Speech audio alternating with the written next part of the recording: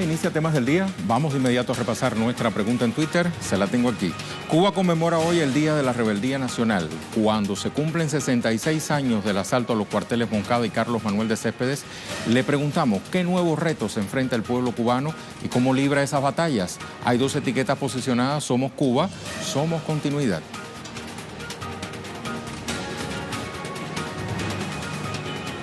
Y avanza la edición 25 del Foro de Sao Paulo, con sede en Caracas, donde se dan cita más de 500 delegados de la izquierda mundial, con un llamado a fortalecer alianzas frente a las arremetidas de Estados Unidos contra la soberanía de los pueblos. Acompáñenos en nuestro primer tema del día.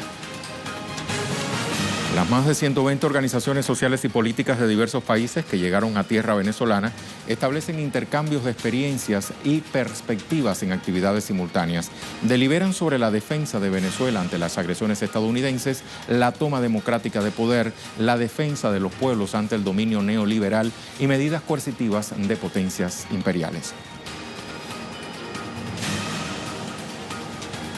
Un aspecto particular de este foro es que no tiene una sede única, sino que se ha desplegado en varios puntos de Caracas para las deliberaciones. Por ejemplo, nuestra Casa Telesur acoge el Taller Internacional de Fortalecimiento Comunicacional. Vamos a ver algunas de las intervenciones de la jornada. Porque las matrices, las redes sociales, la comunicación comenzaron a sembrar dudas en nuestros corazones. Y eso divide la izquierda, y eso divide el esfuerzo comunicacional, y ahí nos entrampan. Y pasó todo un proceso, años, para que nosotros comencemos a entender que nos estaban engañando. Y esto va a continuar. Entonces debemos tener una unidad en el accionar comunicacional. Debemos crear mecanismos de ocupación de las redes y de las calles para que nuestro mensaje sea casi que unísono, ponderando obviamente las realidades socioeconómicas. En 15 anos de gobiernos progresistas, nadie foi mudado na estrutura midiática. Em alguns aspectos negativos até piorou, concentrou mais em las manos de las redes controladas por las iglesias conservadoras e reacionárias. E isso custou um alto preço. Hoje nós temos um homem honesto, um líder popular de grandes feitos para o povo preso, encarcerado, enquanto os ladrones estão comandando o Estado. É um preço alto que se paga quando não se presta atenção nesse aspecto fundamental da guerra híbrida, que é a guerra comunicacional. Mas isso é um tema que devemos aprofundar. Los medios de comunicación, vamos a hablar claro, los mundiales están en manos de muy pocas personas. O sea, realmente tenemos un montón de medios, en teoría, periódicos, televisiones, pero al final hay una superconcentración de esa propiedad y al final obedecen a 4 o 5 personas a nivel mundial. Y hay una agenda en la que ellos, por ejemplo, utilizan esos medios para atacar a gobiernos que no le gustan. Y uno de los estrellas en ese ataque furibundo, por desgracia, es Venezuela, ¿no? Leonel Retamal nos amplía desde el Hotel Alba Caracas, sede principal de este foro. Leonel, ¿cómo estás? ¿Cómo se han desarrollado las sesiones de esta jornada? Hola Rey, ¿qué tal? Muy buenas tardes. Te saludo, como tú señalas, desde el Hotel Alba Caracas, que es, por decirlo así, la sede principal donde se han concentrado la mayor cantidad de foros y debates y discusiones durante esta 25ª sesión del Foro de Sao Paulo aquí en Caracas. Pero también hay una sede que está aquí aledaña, que es el Teatro Carreño, esta obra insigne de la arquitectura venezolana, donde también ha servido de escenario para actividades culturales, otro tipo de debates también que se han llevado en paralelo durante toda la mañana. Hemos podido asistir a algunos debates de esta jornada que ha tenido especial dedicación al aniversario 66 de la Revolución Cubana y por lo tanto muchas de las palabras de las distintas organizaciones y oradores que han estado acá han tenido palabras de aprecio, de cariño y de compromiso también con este proceso político de América Latina. Y en otros foros que hemos asistido, por ejemplo de la red de intelectuales, fue escenario para el lanzamiento de un libro reseñando el pensamiento de Hugo Chávez, específicamente respecto a su línea antiimperialista. Fue presentado por Adán Chávez y también por otro cúmulo de intelectuales venezolanos e internacionales que debatieron y fueron trazando lineamientos respecto a este punto. También hemos visto algunas mesas de debate sobre feminismo, sobre la izquierda misma en América Latina, sobre la derecha también, que es un tema que preocupa y para el cual se han dedicado varias horas de discusión. En los días siguientes te adelanto que mañana se espera una manifestación alrededor del mediodía aquí en Caracas que servirá de escenario para que se encuentren las distintas fuerzas que están aquí participando y también de respaldo al proceso venezolano, al proceso de la Revolución Bolivariana, que ha sido también otra de las líneas transversales. Hemos conversado con dirigentes palestinos, con dirigentes feministas de Puerto Rico, muchos de los procesos actuales que están vivos, desarrollándose tanto en América Latina como en el resto del mundo. Seguiremos aquí durante el resto de la jornada y los días siguientes llevando los pormenores de esta 25ª edición del Foro de Sao Paulo, Rey. Muchísimas gracias, Leonel. Vamos a avanzar. El presidente de Bolivia, Evo Morales, expresó lo siguiente a propósito de esta edición 25 del Foro de San Paulo. Saludamos a las 150 delegaciones de América Latina y el Caribe, movimientos populares de Estados Unidos, Europa y Asia que participan del Foro de San Paulo. Nuestro respeto a hermanas y hermanos que luchan por la paz social en este espacio de integración de pueblos libres. Pero vamos a recordar cómo surgió este evento de los movimientos de izquierda. Fundado por el Partido de los Trabajadores de Brasil y el Partido Comunista de Cuba en julio de 1990, el Foro de Sao Paulo reúne hoy a partidos y movimientos de izquierda de 26 países de Latinoamérica, el Caribe y el mundo, quienes debaten los problemas económicos, políticos, sociales y culturales que la izquierda continental enfrenta. Al momento de su fundación, el único partido miembro que ejercía el poder ejecutivo en un país era el Partido Comunista de Cuba. Sin embargo, en 1998, Venezuela representó el primer gobierno después de Cuba de un partido miembro del Foro de Sao Paulo tras la victoria del entonces partido Movimiento Quinta República. Tras 29 años de su creación, se han realizado 24 sesiones y Venezuela recibirá por segunda vez a los partidos pertenecientes a esta organización, puesto que en 2012 el país suramericano fue sede del 18º Foro de Sao Paulo.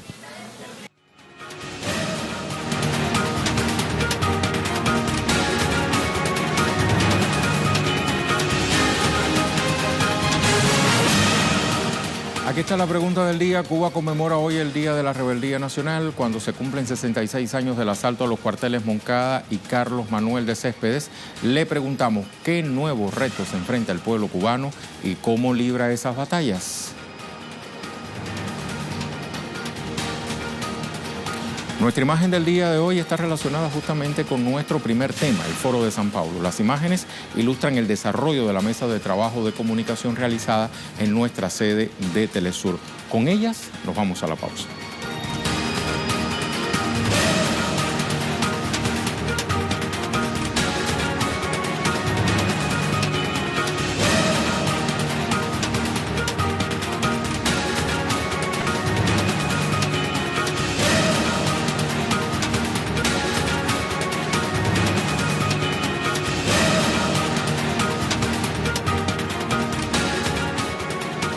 Este 26 de julio se conmemora el aniversario 66 del asalto a los cuarteles Moncada y Carlos Manuel de Céspedes en Cuba. El acto central por la efeméride se desarrolló esta vez en la Plaza de la Patria, en la ciudad de Bayamo, perteneciente a la provincia cubana de Granma. El presidente Miguel Díaz-Canel Bermúdez pronunció su primer discurso como jefe de Estado conmemorando el Día de la Rebeldía Nacional. Le vamos a ampliar en nuestro segundo tema del día. Eran hermanos Fidel, Raúl, Almeida, Ramiro y aquellos hombres y mujeres que pusieron por delante a la nación, que pensaron al país como una familia. De ellos venimos nosotros y es muy importante que nuestro homenaje, anual o cotidiano, no se quede encerrado en un acto, en unos versos o unas palabras de efemérides. La revolución, que necesita ahora que demos la gran batalla por la defensa y la economía, que le rompamos al enemigo el plan de destrozarnos y asfixiarnos, precisa al mismo tiempo que fortalezcamos en nuestra gente la espiritualidad, el civismo, la decencia, la solidaridad, la disciplina social y el sentido del servicio público. El acto estuvo presidido por el primer secretario del Partido Comunista de Cuba, general de ejército Raúl Castro, y el presidente Miguel Díaz-Canel, quien resaltó la importancia de esta fecha para la identidad cubana, por ser un hecho que marcó la última etapa de la lucha por la independencia de Cuba previo al triunfo de la revolución. Una de las particularidades de la conmemoración de este año es que se da en el contexto del recrudecimiento del bloqueo de Estados Unidos a Cuba tras la activación del título tercero de la ley Helms-Burton por parte de la administración Trump.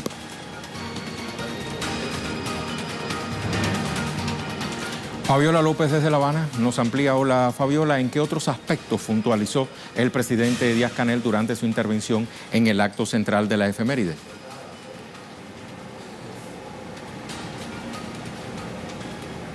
Hola Rey, un gusto en saludarte desde La Habana. Pues sí, fue un acto lleno de simbolismo porque tuvo lugar también en un escenario que no es cualquier escenario, fue la Plaza de la Patria de una ciudad emblemática en Cuba, una ciudad que es monumento nacional. Me preguntabas qué otros aspectos se había referido Díaz-Canel, además del sonido que habían puesto ustedes, pues llamaba a los cubanos a pensar como país, llamaba también a fortalecer la unidad y llamaba pues a este combate por la economía y por la defensa del país. Algo muy importante que tú adelantabas es a la alusión que hizo al recrudecimiento del bloqueo y denunciaba la cifra grande de que este año, entre marzo del año pasado y abril de este año, en este último tiempo, ya el bloqueo ha causado a Cuba pérdidas por 4.343 millones de dólares. Decía también y denunciaba al mundo que se estaba viviendo una escalada agresiva de persecución financiera para impedir la llegada de combustible a Cuba. Y decía Díaz-Canel que lo que se pretende es un plan genocida para afectar la calidad de vida de la población. Lo que se quiere, explicaba él, es un estallido social para que los cubanos se rindan. Y decía que lo que se pretendía era cortarles el agua, cortarles la luz y hasta el aire a los cubanos para arrancarles concesiones políticas, para también intentaban pretextos y apelaban al chantaje, sugiriendo traicionar a los amigos. Esto lo decía haciendo alusión clara a la incondicional apoyo que el pueblo cubano le da al gobierno de Venezuela, al pueblo de Venezuela, a la Unión Cívico-Militar. Decía que Venezuela es hoy el más dramático escenario de la crueldad de las políticas del imperio que están en decadencia.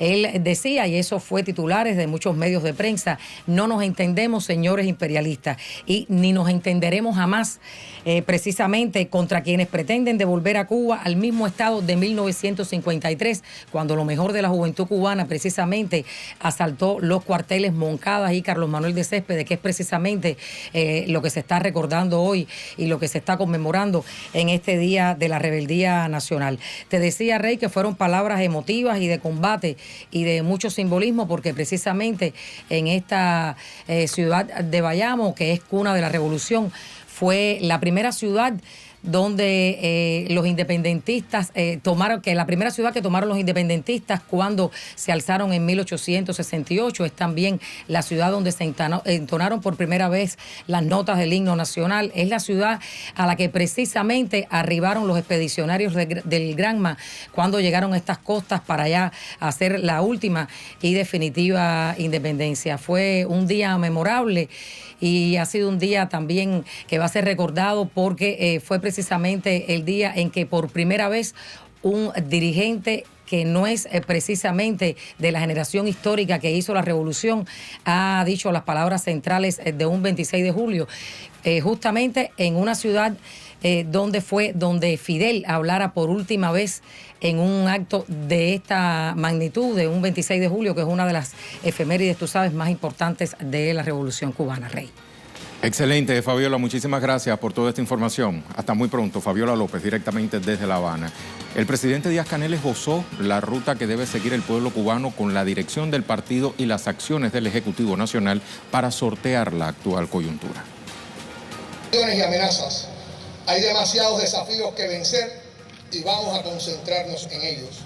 En primerísimo lugar, la invulnerabilidad económica y militar del país, el ordenamiento jurídico, la derrota de cuanto obstáculo interno o externo persista, sea el burocratismo, la insensibilidad o la corrupción, que no pueden aceptarse en el socialismo. Y al imperialismo, ni tantico así, frase del Che y enseñanza permanente de la revolución. Los cubanos se pronunciaron a propósito de esta conmemoración. Nosotros lo importante que ha reclamado y ha estado diciendo Díaz-Canel muchas veces es que trabajemos como país. Eso es lo más importante para nosotros. El imperio va a seguir haciendo bulla, pero lo importante es que nosotros de dentro de Cuba seamos capaces de producir más, de unirnos más, de acompañarnos más unos a otros. Así Cuba no va a tener nunca un enemigo que pueda vencerla. Yo lo sentí como joven generación. Fue un discurso del presidente muy emotivo que demostró la continuidad, que demostró cuál es la posición de los jóvenes cubanos, que demostró de qué somos capaces nosotros, que demostró cómo nosotros estamos construyendo nuestro país. Ahora, ¿qué ocurrió el 26 de julio de 1953? Vamos a recordar, en horas de la madrugada, un grupo de jóvenes revolucionarios, liderados por Fidel Castro, pasaría a la historia como la generación del centenario que desencadenó la lucha armada contra la dictadura de Fulgencio Batista. Los jóvenes asaltaron las fortalezas militares Guillermo Moncada en Santiago de Cuba y Carlos Manuel de Céspedes en Bayamo en el año del centenario del natalicio del prócer cubano José Martí.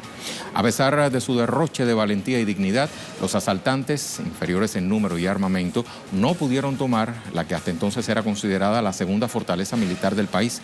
La orden del dictador fue eliminar a 10 revolucionarios por cada soldado del régimen muerto en combate. La masacre se generalizó y fue asesinada la mayoría de los asaltantes. Los sobrevivientes, entre los que se encontraba Fidel, fueron detenidos tras feroz cacería, enjuiciados y condenados a prisión. Durante su autodefensa, el joven abogado denunció los males que aquejaban al país en materia política, económica y social. Su alegato, conocido como La historia me absolverá, pasó a la historia como el programa de la revolución, que triunfaría más tarde, el 1 de enero de 1959.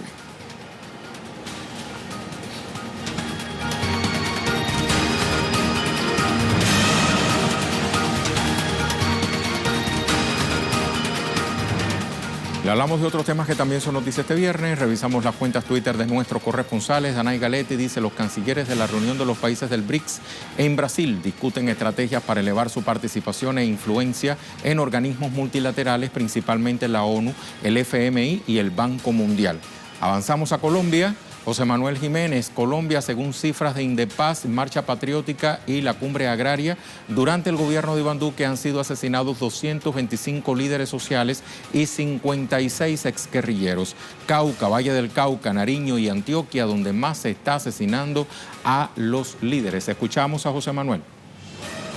Horas previas de realizarse esta movilización por la vida, por el respeto a los líderes sociales en Colombia y en el mundo, se conoció sobre el atentado al líder Carlos Tovar. Él hace parte de la Mesa Distrital de Víctimas de Buenaventura y es miembro del Comité Central del Paro Cívico de esta ciudad, pero también se conoció el asesinato del excombatiente, exguerrillero de las FARC, Carlos Antonio Montaño Mosquera, en el oriente de Cali. Con él son 138 los excombatientes asesinados desde la firma del acuerdo de paz a la fecha. Por eso, hoy, en más de 100 ciudades en Colombia y en el mundo, se está marchando para exigirle al gobierno nacional que cesen los asesinatos de líderes sociales y defensores de derechos humanos, que desde noviembre de 2016 a la fecha van más de 620 asesinatos de líderes sociales y 138 de excombatientes de la otrora guerrilla de las FARC.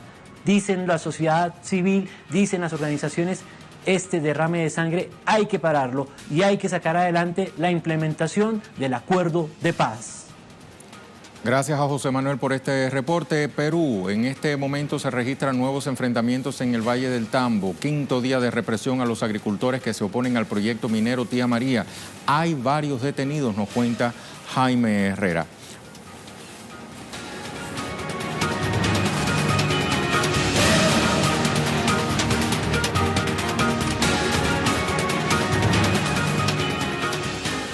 Esta era la pregunta del día. Cuba conmemora hoy el Día de la Rebeldía Nacional, cuando se cumplen 66 años del asalto a los cuarteles Moncada y Carlos Manuel de Céspedes. Le preguntamos qué nuevos retos se enfrenta el pueblo cubano y cómo libra esas batallas. Vamos a ver la primera respuesta. Eduardo Gómez dice, el reto que tiene la Revolución Cubana es seguir profundizando el sistema socialista a pesar del bloqueo del imperialismo yanqui y seguir con más fuerza hasta la victoria siempre. Saludos desde Chile, siempre es 26. Gabriela dice, nosotros llegaríamos muy lejos si con el trabajo de masa ganamos esta batalla, llegaríamos muy lejos si introducimos hasta su grado máximo la democratización del proceso. No puede haber ningún Estado más democrático que el socialista, no puede ni debe haberlo, somos continuidad. Una tercera respuesta, la de Orlando, dice, el pueblo cubano debe permanecer incólume en su lucha contra el capitalismo. Es su deber concretar el sueño de Martí, es responsabilidad de los líderes perpetuar la revolución de Fidel con la honestidad del Che. Muchísimas gracias por participar.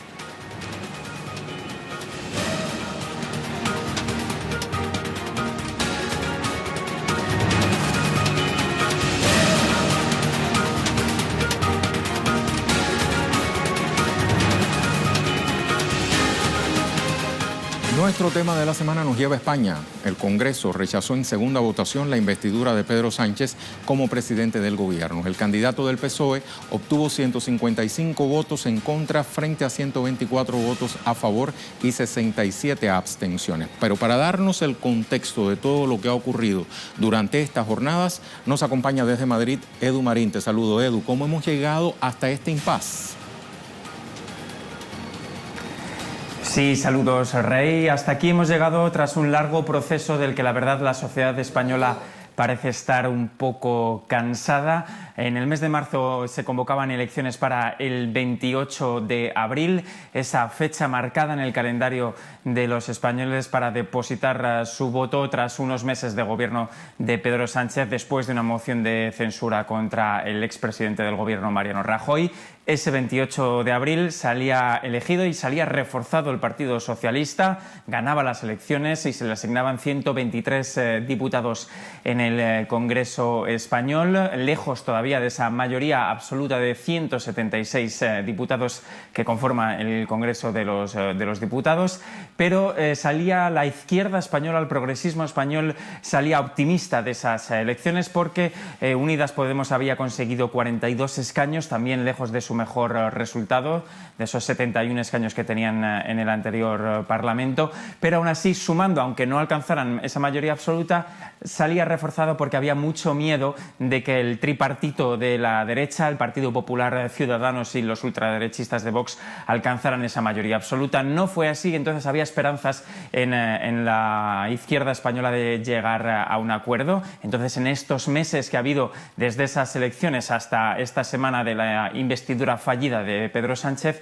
había optimismo en esas negociaciones, pero cada vez que iban pasando las semanas ese optimismo se iba disipando porque se veían que no se ponían de acuerdo el Partido Socialista y Unidas Podemos. Las consultas con el Rey, los resultados de esas consultas con el Rey salieron que el Partido Popular iba a votar que no, Ciudadanos también, Vox también, y Unidas Podemos ahí estaba en esas negociaciones. Entonces llegábamos a esta semana de la investidura que empezó el pasado lunes 22 y la primera votación fue la del martes 23, para la cual Pedro Sánchez necesitaba mayoría absoluta. Era muy improbable que lo consiguiera y así fue, no lo consiguió. Unidas Podemos se abstuvo. Parecía que en estos 2 días, entre el martes y el jueves, podía haber acercamiento entre ambas fuerzas políticas, pero tampoco. Y el jueves también Unidas Podemos se abstuvo y, por tanto, Pedro Sánchez no tenía la mayoría simple, en este caso, que necesitaba el jueves para ser investido presidente, y todos, pues así hemos llegado a esta situación en la que estamos ahora, en la que el sentir general de la sociedad española, sobre todo de la izquierda, es de una decepción porque esperaban ya tener gobierno 3 meses después de las elecciones. Así que esta es la situación en la que nos encontramos ahora. Ahora, Edu, ¿qué se viene a continuación? Y a partir de ahora, pues lo que va a pasar es que tienen 2 meses a ambos partidos, el Partido Socialista y Unidas Podemos. En realidad los tienen todos los partidos para seguir negociando, para seguir hablando. De hecho, el Partido Socialista ya ha dicho que va a intentar negociar otra vez con el Partido Popular para obtener su abstención. En vez de que vote un no, se abstenga y entonces sea más fácil adquirir esa mayoría simple. pero también, sobre todo, debe negociar el Partido Socialista con Unidas Podemos para alcanzar un acuerdo de gobierno, de coalición, que haga que Unidas Podemos vote sí en esa próxima sesión de investidura, que no está muy claro que se vaya a suceder. Tienen 2 meses como plazo máximo, el plazo máximo sería el 23-24 de septiembre.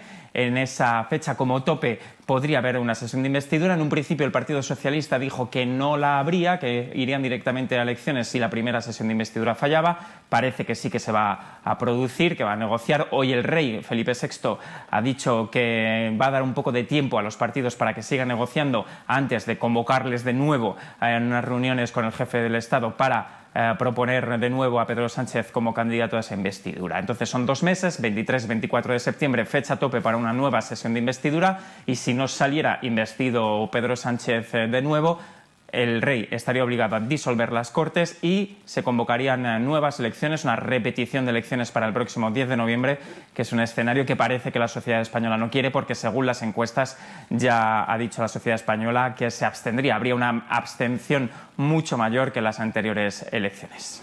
Edu, muchas gracias. Muchas gracias a vosotros. Hasta luego. Bueno, pues así cerramos nuestro tema de la semana. Nos vamos a despedir con un clip relacionado justo con este tema, imágenes del debate en el Congreso de Diputados de España. Hasta otra emisión de Temas del Día.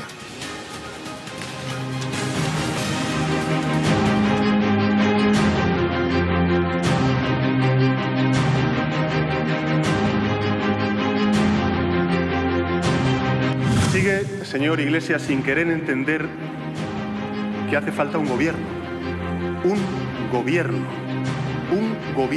coherente y cohesionado, no 2 gobiernos en un gobierno, señor Iglesias.